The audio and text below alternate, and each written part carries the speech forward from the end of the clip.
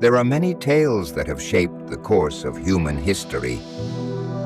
Tales of kings and conquerors, of great empires rising and falling. What even led to the rise of civilization itself?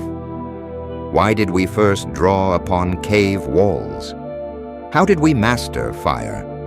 And what then compelled our ancestors to set aside their spears, to gather around fires not only for warmth and protection, but for something far more profound? Community, the birth of society itself. Many mysteries of human history remain unsolved. But today, dear viewer, we venture into an even stranger question, one whispered among the hallowed halls of academia for centuries. A question that no serious historian dares to speak aloud, yet it lingers unanswered.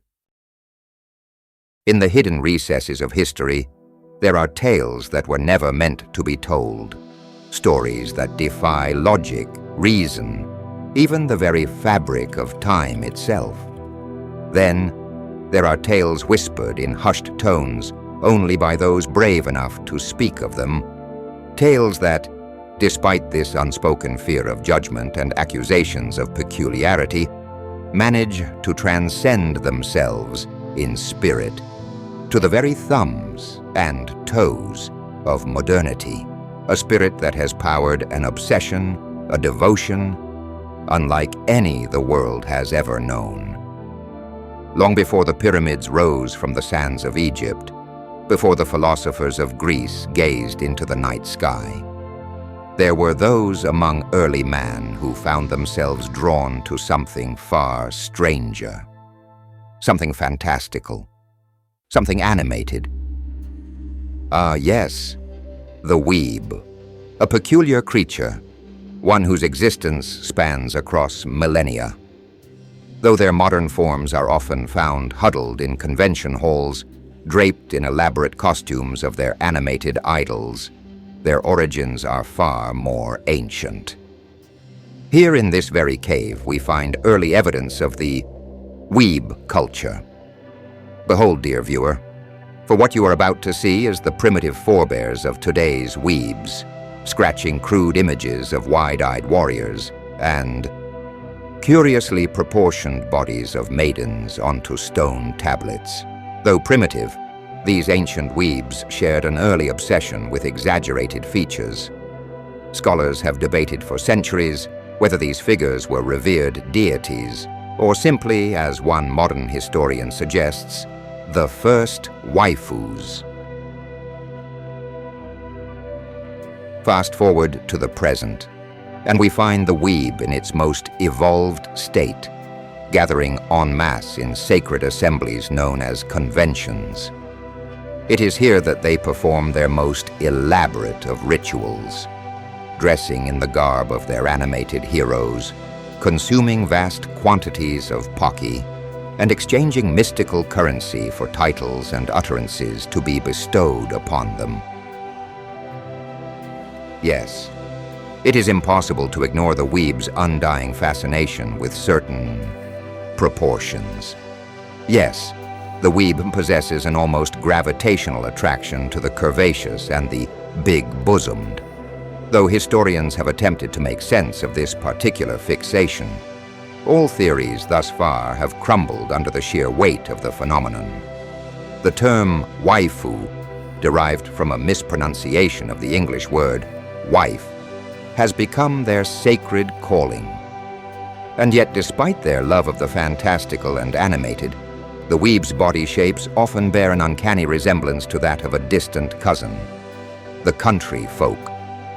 Both groups are often found possessing rotund figures, but where the weeb is lithe in their dress, with tight-fitting shirts depicting brightly colored figures, the country folk prefer looser garments, overalls, plaid, and hats that shield them from the sun that the weeaboos so rarely see. Curiously, though the two share similar physiques, their temperaments could not be more different. Country folk are known to complain of the weeb's perceived flamboyance and what they would so often deem as queer-eyed sensibilities. too dainty, they say. Yes, dear viewer, despite this, their similarities are too striking to ignore. The rotund figures, the beer guts, the beards.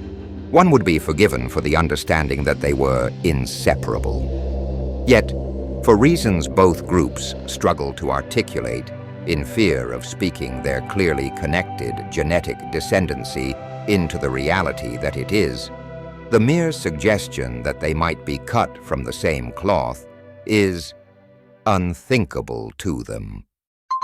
Now, I ain't got nothing against folks liking what they like. Yep.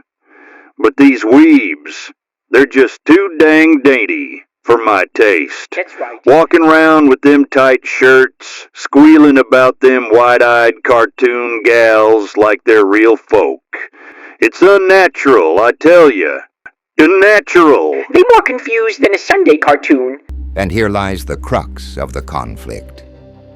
While both the weeb and the country folk may share a fondness for fried foods, ample bellies, and a certain disdain for exercise, the weeb's flamboyant displays of fandom for the fictional offend and confuse the country folk's sense of natural ruggedness and the actual world around them, in some strange way linking them back to the start. But the hatred goes both ways. The weebs, for all their love of oversized weapons and exaggerated emotions in the anime they consume, they harbor a frustration for the simplicity of country folk life. To them, the country folk are the embodiment of everything they reject, plain, grounded, and uninterested in the vibrant worlds that captivate their souls, especially in the specific things that occupy most of the countryman's day, like the hefty doses of dirt, grass, and sunlight. As the cultural clash between the rugged country folk and the colorful weebs intensified, one question loomed large. What do the weebs themselves make of this battle for identity? We turn now to an expert in all things anime, a self-proclaimed connoisseur of the otaku arts, to hear their perspective on this growing rift. You want to talk manly? My Bishinin boys and free are more ripped than you could ever dream of being. I bet you've never seen abs like Makoto's or Haru's, have you? Bro, that's not even Chunibu level tough. You call me soft, but I've stared into the face of Itachi Uchiha's Mangekyo Sharingan and endured the Tsukuyomi. Yeah, that's right, 72 hours of Genjutsu torture, just like Sasuke did. And guess what? I'm still standing, unlike you, who probably couldn't even handle the first second of seeing Itachi's Amaterasu flames, you freaking baka! And yet, despite these grumblings, there seems to be an unspoken agreement to tolerate one another, a silent treaty from a greater culture war blowing out, so long as their domains remain respectfully separated. And so, we find ourselves at the current epoch of weeb evolution, where these dedicated aficionados of Japanese animation congregate in ritualistic celebration. They seek kinship in crowded halls, sharing a deep love for shows with titles too lengthy and convoluted to utter in a single breath, all while inflating each other's ego, pretending they actually understand the Japanese language because they can write out their favorite anime in Romaji, or because they always watch the subbed version, as they so frequently say. But let us not forget their roots.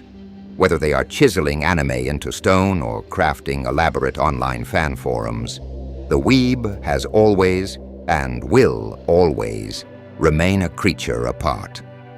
One dedicated to the eternal pursuit of fantasy, drama, and of course, exaggerated anatomy. Until next time, dear viewers, may your cosplays be ever accurate and your waifus eternally loyal.